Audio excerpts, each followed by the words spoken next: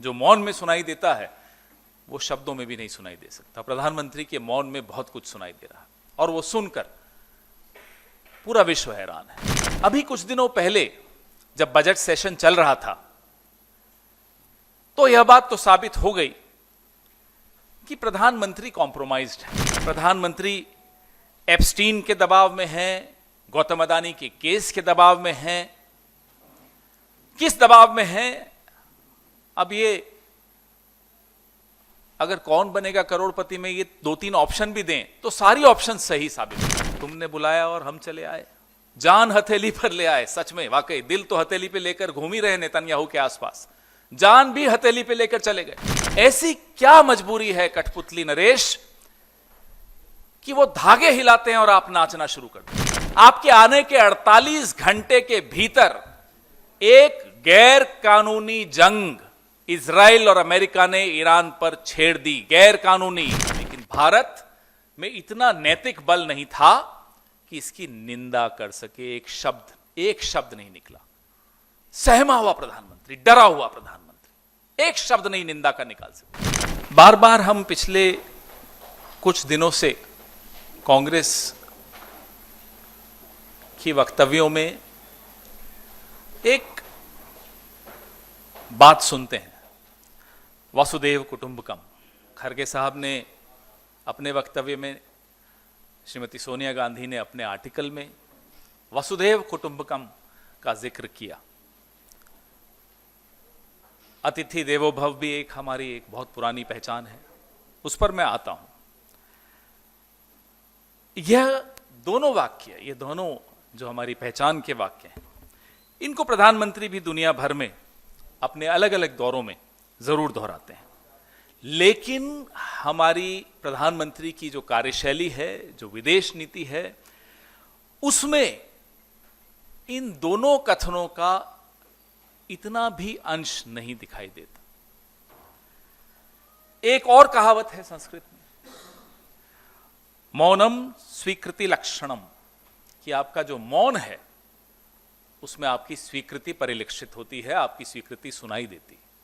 जो मौन में सुनाई देता है वो शब्दों में भी नहीं सुनाई दे सकता। प्रधानमंत्री के मौन में बहुत कुछ सुनाई दे रहा है और वो सुनकर पूरा विश्व हैरान है। एक आपराधिक चुप्पी है। मेरी आपराधिक चुप्पी हो, आपकी आपराधिक चुप्पी हो, यह हमारा व्यक्तिगत मामला होता है। लेकिन अगर देश के प्रधानमंत्री की आपराधिक चुप्पी हो तो वो व्यक्तिगत विषय नहीं रह जाता, वो पूरे देश पर, पूरे विरासत पर एक बदनुमा दाग बनकर दिखने लग जाता है और आंखों को बहुत भद्दा दिखता है। वो ऐसा दाग है जिसको हटाया भी नहीं जा सकता। प्रधानमंत्री की एक आपराधिक चुप्पी है जो बदनुमा दाग पूरे देश पर, पूरे देश के नाम पर बनकर सामने, उभर कर सामने आ रहा। अब आप कहेंगे कि मैं ये भूमिका क्यों बना रहा हूं, किस लिए बना रहा हूं, तो पोस्टर तो आपके सामने है ही। अभी कुछ दिनों पहले जब बजट सेशन चल रहा था तो यह बात तो साबित हो गई कि प्रधानमंत्री कॉम्प्रोमाइज्ड हैं, प्रधानमंत्री दबाव में हैं, प्रधानमंत्री एप्स्टीन के दबाव में हैं, गौतम अदानी के केस के दबाव में हैं।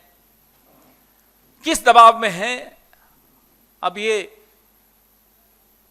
अगर कौन बनेगा करोड़पति में ये 2-3 ऑप्शन भी दें तो सारी ऑप्शन सही साबित होंगी। उसमें आप जो भी टिक कर दोगे सही होगा। लेकिन जो अभी कुछ दिनों पहले हुआ वो किसी की भी समझ के बाहर है।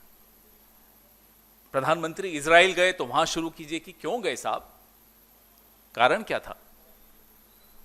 तुमने बुलाया और हम चले आए, जान हथेली पर ले आए। सच में वाकई दिल तो हथेली पे लेकर घूम ही रहे नेतन्याहू के आसपास, जान भी हथेली पे लेकर चले गए। ऐसी क्या मजबूरी है कठपुतली नरेश कि वो धागे हिलाते हैं और आप नाचना शुरू कर देते? क्यों गए थे? क्या हासिल करके आए? आपके आने के 48 घंटे के भीतर एक गैर कानूनी जंग इजराइल और अमेरिका ने ईरान पर छेड़ दी, गैर कानूनी। अमेरिका की कांग्रेस से कोई अप्रूव नहीं हुई है, पास नहीं हुई है, गैर कानूनी जंग है। एक गैर कानूनी जंग आपके हिंदुस्तान लौटने के 48 घंटे में हो गई और एक राष्ट्राध्यक्ष जो कि शिया के धर्मगुरु भी हैं, आयतुल्लाह खामेनेई साहब, उनकी हत्या भी हो गई। ये सब आपके इजराइल से भारत लौटने के 48 घंटे में हुआ। क्या आपकी ये आकस्मिक यात्रा इस पूरे घटनाक्रम को लेजिटिमाइज करने के लिए थी, एक कानूनी जामा पहनाने के लिए थी, एक लोगों को कुछ और दिखाना था और अंदर कुछ और तैयारी चल रही थी इजराइल और अमेरिका की, और आप उसमें कठपुतली बन गए, सामने आ गए साहब, हां सब कुछ ठीक है, सब चंगा। ये भारत का कद है आज की तारीख में कि आपको कोई भी कठपुतली की तरह इस्तेमाल कर लेता है और आप इस्तेमाल हो जाते हो। और भारत का प्रधानमंत्री सिर्फ भारत का प्रधानमंत्री एक अकेला नरेंद्र मोदी नहीं है, पूरे भारत का प्रतिनिधित्व करता है। यह भारत की औकात बना दी, यह भारत की हैसियत बना दी प्रधानमंत्री नरेंद्र मोदी ने। नकली मेडल, एक ऐसा मेडल जो कभी था ही नहीं इजराइल में, यूनिकॉर्न पहना दिया, खुश हो गए साहब, इतलाते इतराते मेडल पहन के घूम रहे हैं। आज इजराइल की वो स्थिति है कि जो ग्लोबल साउथ है वो इजराइल से दूर दिखना चाहता है, इजराइल के पास नहीं दिखना चाहता। All the countries in the global south are trying to steer clear of the genocidal regime of Netanyahu, but the prime minister went happily there. याद करिए एप्स्टीन फाइल्स में क्या था, song and dance, sang and danced. 28 फरवरी को Iran पर ये हमले हुए। ये हमले तब हुए जब नेगोशिएशंस अभी जो चल रही थी ईरान और अमेरिका की, वो कंक्लूड नहीं हुई थी, खत्म नहीं हुई थी, कोई युद्ध की घोषणा नहीं, औपचारिक घोषणा नहीं हुई थी। और बार बार ये कंफर्मेशंस आ रही थी कि अमेरिका को ईरान से कोई खतरा नहीं है। इसलिए मैं दोहरा रहा हूं कि ये कांग्रेस से पास हुआ, अमेरिकी कांग्रेस से पास हुआ युद्ध नहीं है, गैर कानूनी युद्ध है। लेकिन भारत में इतना नैतिक बल नहीं था कि इसकी निंदा कर सके। एक शब्द नहीं निकला।